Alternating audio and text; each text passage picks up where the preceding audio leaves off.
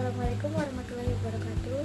Selamat pagi dan siang kepada Bapak Ibu Ibu SENN selaku dosen pengampu mata kuliah pengantar bisnis serta teman-temanku sekalian yang menyaksikan video ini. Perkenalkan, nama saya Firdausia Astuti dengan NIM 2511124311063 dari program studi S1 Manajemen Universitas Muhammadiyah Kalimantan Timur. Pada kesempatan kali ini, saya akan mempresentasikan tugas perbaikan nilai UTS saya yang merangkum secara komprehensif seluruh materi perkuliahan pengantar bisnis dari pertemuan 1 hingga pertemuan 15. Fokus pembahasan saya adalah mengenai analisis fungsi manajemen transformasi digital dan bagaimana implementasi etika bisnis modern dan bisnis Islam. Materi pertama yaitu membahas pendahuluan dan urgensi bisnis.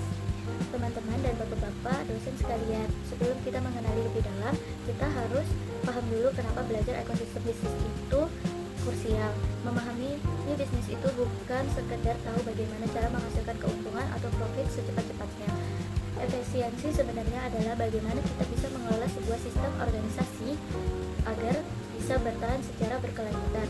Oleh karena itu, tujuan dari presentasi ini membentangkan fungsi-fungsi internal manajemen mulai dari pengelolaan SDM, produksi, pemasaran hingga keuangan, dan melihat bagaimana fungsi tersebut diintegrasikan dengan tantangan teknologi digital secara koridor syariah. Kedua, konsep dasar etika dan CSR. Sekarang kita masuk di konsep dasar di pertemuan awal. Hakikat dari sebuah bisnis adalah seluruh aktivitas produksi dan penjualan barang atau jasa demi meraih profit dengan cara memenuhi kebutuhan pasar atau konsumen. Namun yang perlu digarisbawahi, bisnis itu tidak boleh serakah. Disinilah pentingnya etika bisnis dan tanggung jawab sosial perusahaan atau CSR. Keuntungan finansial yang dikejar wajib diseimbangkan dengan kepedulian terhadap kelestarian lingkungan, memenuhi hak-hak karyawan yang adil, serta kontribusi nyata bagi pemberdayaan masyarakat di sekitar tempat usaha kita. Yang ketiga, mengarungi pasar global dan legalitas usaha. Sebuah bisnis yang berkembang pasti melihat peluang di ranah global melalui aktivitas ekspor, impor, atau analisis internasional. Tentu saja, pasar global ini punya tantangan terdiri seperti resiko fluktuatif, mata uang, hukum internasional, dan pemberdayaan budaya konsumen. Untuk legalitas usahanya secara umum dibagi dua. Ada bentuk non-korporasi seperti firma atau BV yang modelnya relatif fleksibel tapi tanggung jawab pemiliknya tidak terbatas atas utang usaha. Dan yang kedua, bentuk korporasi seperti PT yang sudah berbadan hukum resmi, kepemilikan berupa saham, dan tanggung jawab keuangan jauh lebih aman karena hanya sebatas modal yang disetorkan. Yang keempat, kewirausahaan dan membaca lingkungan bisnis. Masuk ke kewirausahaan ini adalah seni melihat peluang ekonomi, berinovasi, dan keberanian mengambil risiko finansial. Agar ide bisnis tersebut tidak mentah, seorang wirausaha wajib menuangkan ke dalam sebuah bisnis plan yang matang. Mengapa? Karena bisnis kita akan beroperasi di dalam lingkungan eksternal yang penuh dengan faktor di luar kendali kita, seperti kondisi domestik, situasi politik hukum, tren sosial budaya, hingga perkembangan teknologi makro yang secara konstan mengaruhi kinerja bisnis kita. Yang kelima, fungsi manajemen dan pengelolaan SDM. Lalu bagaimana cara pengelolaan dari dalam? Kita menggunakan 4 pilar manajemen dasar, yaitu perencanaan, planning, perorganisasian, organizing, pengarahan karyawan, directing, dan pengendalian atau evaluasi kerja, controlling.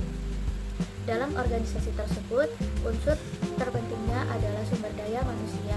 Kita harus memandang pekerja sebagai aset investasi berharga, bukan beban biaya perusahaan.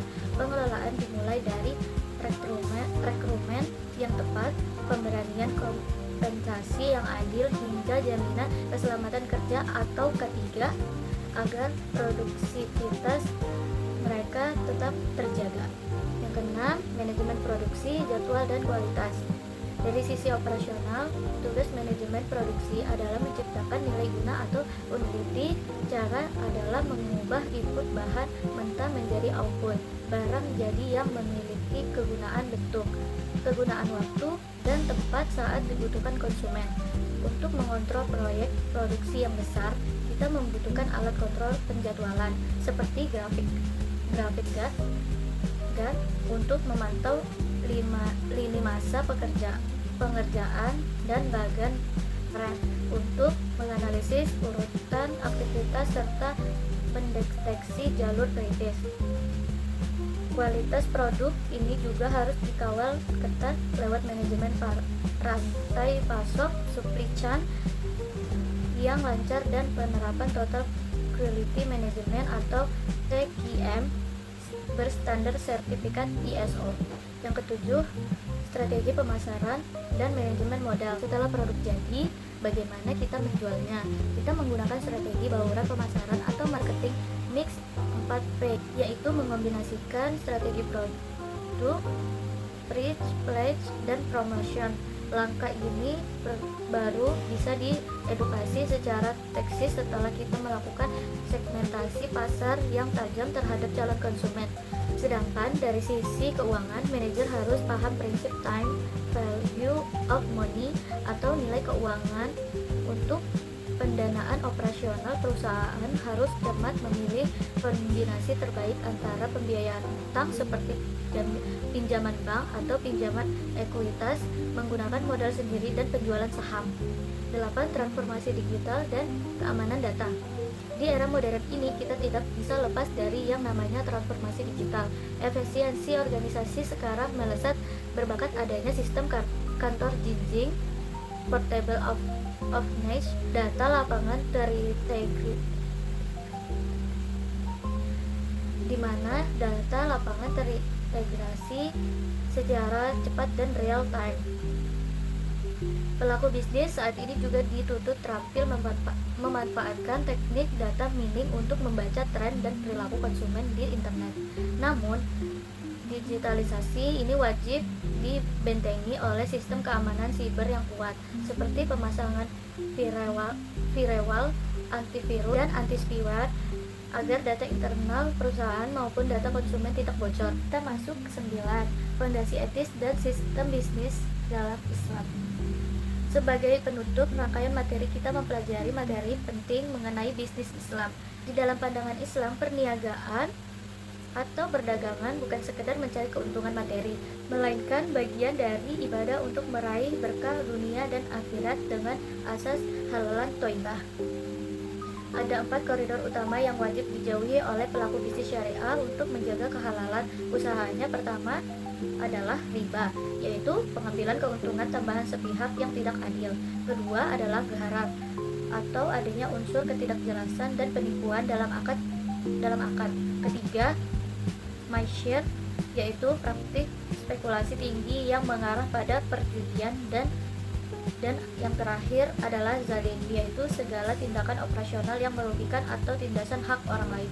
Kesimpulan dan penutup dari seluruh pemaparan materi dari pertemuan 1 sampai 15 ini, kita dapat simpulkan bahwa bisnis yang sukses dan teguh di masa depan adalah bisnis yang adaptif terhadap transformasi digital, memiliki tata kelola operasional serta SDM yang efisien, namun tetap berjalan di atas koridor etika moral yang kuat dengan menghindari praktik riba, ghar, masyir, dan zalim.